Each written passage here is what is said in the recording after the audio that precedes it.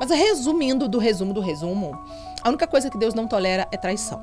Deus não aceita traição. Ele não aceita ser traído. Por quê? Porque traição é adoração contrária a Deus. A paz de Cristo, sejam bem-vindos ao canal Família e Casamento, Projeto de Deus. No vídeo de hoje, Sara Shiva fala como Deus odeia a traição.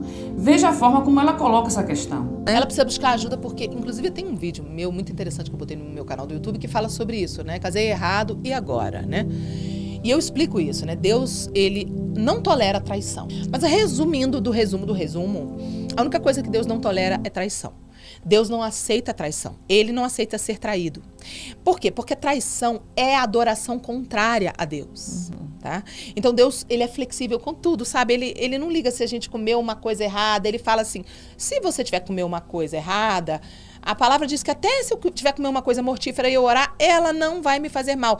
Ah, meu Deus, eu tô comendo uma comida que não sei o que tá errado, é até consagrada, eu posso orar, quebrar a consagração, abençoar aquela comida e comer. Tá? Deus, ele é flexível com várias coisas. A roupa que eu botei, ele é flexível, ele sabe que você não entende que você tá botando a roupa errada, piricrente, não sei o quê. Ele é flexível com um monte de bobagem. Ah, fulano que bebeu uma cervejinha, acabou de converter, ele também não viu. Deus é muito flexível, ele só não é flexível com a adoração. Tanto que você vai ver em Mateus capítulo 4, quando o diabo leva Jesus para ser tentado, a última tentação que ele faz, ele leva ele num monte muito alto que representa o altar, que é o lugar de adoração. E ele oferece para ele todas as riquezas e os prazeres do mundo. E ele diz para ele, eu vou te dar tudo. Ou seja, o diabo está na regência do sistema corrompido do mundo. Então ele tem o poder de dar, porque ele está na regência desse sistema. Então ele diz assim, eu vou te dar tudo, só quero de volta uma única coisa de você. Eu quero que você tenha uma atitude, ou seja, prostrado, me adore. Me ofereça atitude de culto. Atitude, prostrar é atitude. Então, nessa hora, a única vez na tentação que Jesus dá um grito com o diabo, tem um ponto de exclamação no texto. Nas outras vezes, Jesus está de boa. Ele, ai meu Deus, também está escrito, nem só de pão vive o homem. Também está escrito, não tentarás o Senhor teu Deus. Mas na hora que o diabo fala, me adore, eu vou te dar tudo. Jesus fala, retira-te, Satanás. Porque está escrito, somente ao Senhor teu Deus darás culto, somente a Ele adorarás. Jesus fica irado. Então isso mostra uma indignação de Deus com a adoração contrária. Adoração contrária deixa Deus irado. Então as pessoas, elas têm muito mania de misturar, sabe, Karina? Elas misturam tudo farinha no mesmo saco. Ah, não, Deus, ele é amor. A Bíblia fala que sexo é um tipo de culto. Não sou eu que falo isso. Pode chocar algumas pessoas quando eu falo isso aqui, tá? E eu vou te mostrar biblicamente rapidinho. Todas as vezes no Antigo Testamento que Israel, que era a igreja daquela época, pecava contra Deus, adorando estátuas, imagens, outros deuses pagãos, qualquer outra forma de adoração contrária a Deus.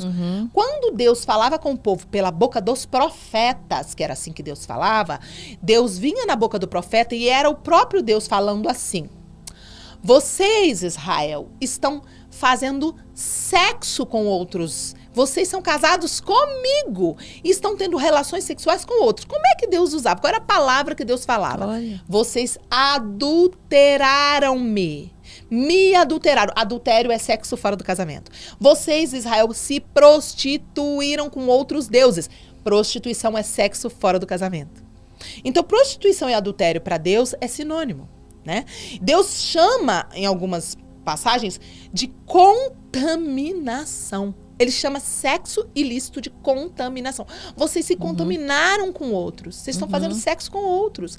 Então, toda vez que Deus está falando, vocês estão adorando outros, ele chama isso de sexo. E Paulo, lá em 1 Coríntios capítulo 6, ele usa no verso 16 e no verso 17 a mesma palavra unir para sexo. Tanto no verso 16 para o 17, ele usa a mesma palavra para sexo. Então ele fala no 16, olha, o homem quando faz sexo com a prostituta, ele se torna um corpo com ela. Ele usa a palavra unir, o homem que se une com a prostituta. Mas no verso 17 ele fala a mesma palavra, só que para outra coisa. Ó. E o homem que se une ao Senhor forma um só espírito com ele. A palavra unir representa sexo antes e depois casamento espiritual com Deus. Então a mesma palavra para sexo é a mesma palavra para casamento espiritual com Deus. Sexo é uma forma que Deus encontrou de manifestar na nossa dimensão a união espiritual que acontecerá entre a igreja e Cristo. A forma daqui da terra não vai ter no céu, não vai ter sexo no céu. Mas Deus criou para tentar falar para dentro do casamento que a gente vai se tornar um com o cônjuge e que vai ser uma celebração onde o Espírito de Deus vai pairar. Nesta parte agora, ela fala que o sexo é uma forma de invocação e é por isso que o inimigo, o diabo, ele usa a promiscuidade como base para a traição. Então o Veja sexo aí. é uma forma de invocação. Por isso que o diabo usa tanto a arma da perversidade sexual, da perversão sexual, porque ele quer invocar demônios através da relação sexual. Quando um casal tá ali tendo relação, não tem 3 espíritos. Ou vem o Espírito Santo de Deus, quando o casamento é feito na presença de Deus, quando o casal é consagrado a Deus, ou o Espírito de Deus paira sobre a relação sexual, e isso choca algumas pessoas. Porque algumas pessoas falam, eu pensei que era sujo o pecado original é sexo, Não! Deus criou o sexo, Deus criou o orgasmo, Deus criou o prazer. Coisa maravilhosa, só podia ser Deus, aleluia! Então não tem como ser do mal isso. Só que o diabo, ele tem feito uma lavagem cerebral nas pessoas com engano, colocando, não, coisa boa é do diabo. Mentira! O sexo ilícito é do diabo, e o diabo vai sim na visitação dentro no quarto do motel onde tem adultério, dentro de um lugar onde tem pecado e imoralidade, ele vai. Então ele vai pairar ali naquela relação e vai ter uma invocação sim. Eu conheço a história de um cara, que ele era da igreja, e ele não aguentou, caiu com uma mulher. Caiu com a mulher em pecado. A mulher não era prostituta. Era uma mulher que ele conheceu do mundo, assim, numa balada. E quando a mulher tava montada em cima dele, no ato sexual, a mulher deu a virada de cabeça pra trás, assim, ó. Deu uma gargalhada. E voltou com a mão fechada, com força de demônio.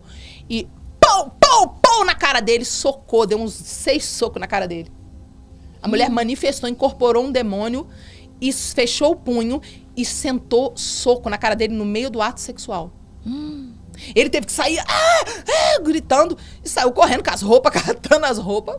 Olha. E ele viu que era um demônio. E o demônio gargalhava, falava coisa com outra voz pra ele.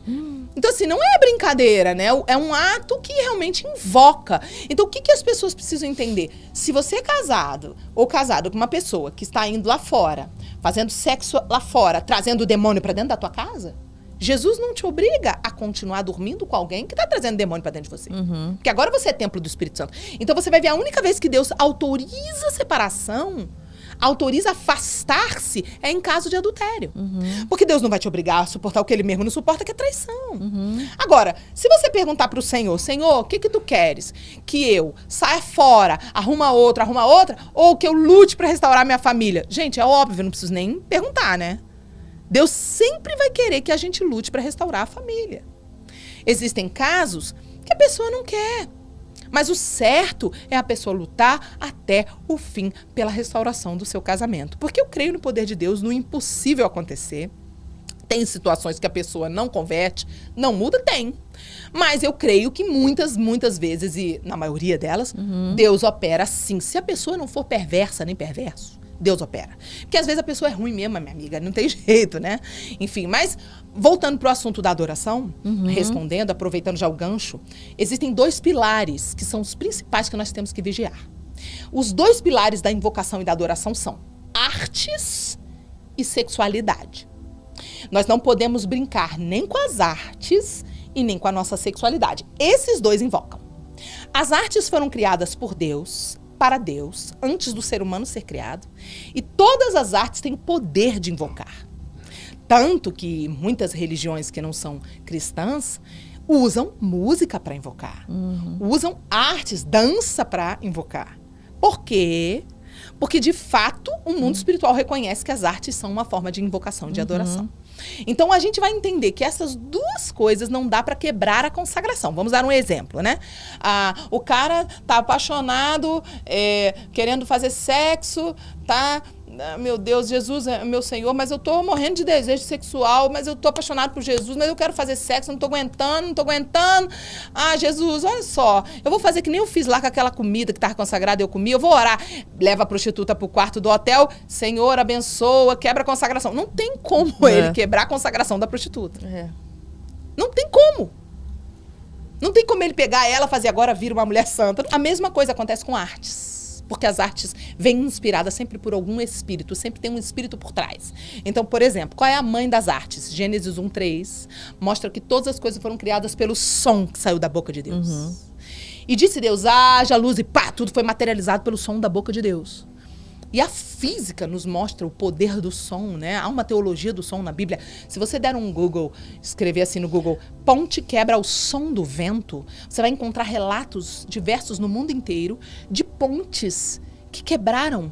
Porque até o vento pode entrar na frequência da matéria da ponte e quebrar. E é por esse motivo que nós, às vezes, nos quebrantamos ouvindo um louvor. E é o problema que você encontra hoje é que a igreja não consagra mais os ouvidos, mistura música profana que não tem inspiração do Espírito. E aí, que assunto polêmico, não é verdade? Gostaria que você deixasse nos comentários a sua opinião sobre essa questão, sobre esse assunto. E não se esqueça de se inscrever no nosso canal, deixar um like e compartilhar esse vídeo. Logo abaixo na descrição nós temos os links De todos os e-books para ajudar no seu relacionamento. e que Deus continue abençoando a sua vida e da sua família.